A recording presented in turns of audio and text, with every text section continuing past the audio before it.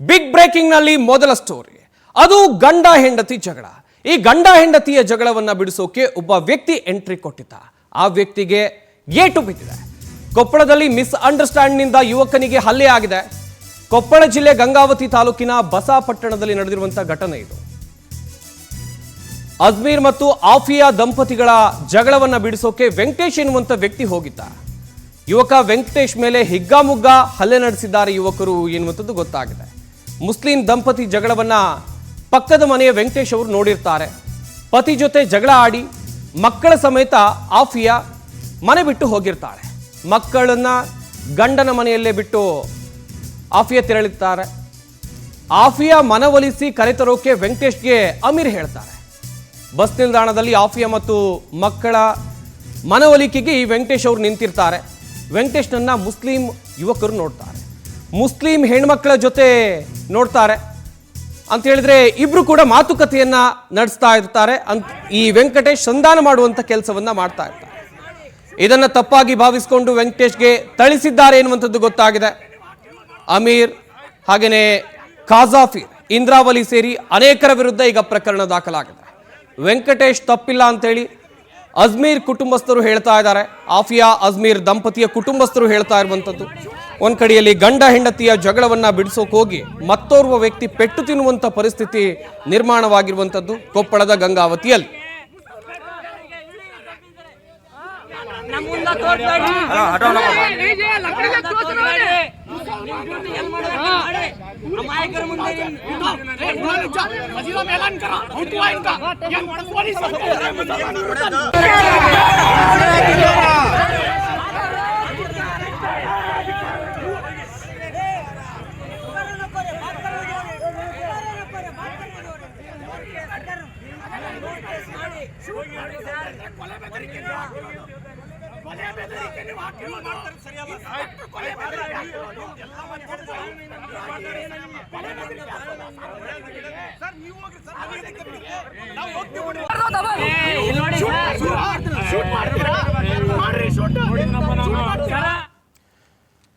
S, ಈ ಬಗ್ಗೆ ಇನ್ನಷ್ಟು ಮಾಹಿತಿಯನ್ನು ಕೊಡ್ತಾರೆ ನಮ್ಮ ಕೊಪ್ಪಳ ಜಿಲ್ಲೆಯ ಪ್ರತಿನಿಧಿ ಶುಕ್ರಾಜ್. ದೂರವಾಣಿ ಸಂಪರ್ಕದಲ್ಲಿ ಜಾಯ್ನ್ ಆಗ್ತಾ ಇದ್ದಾರೆ.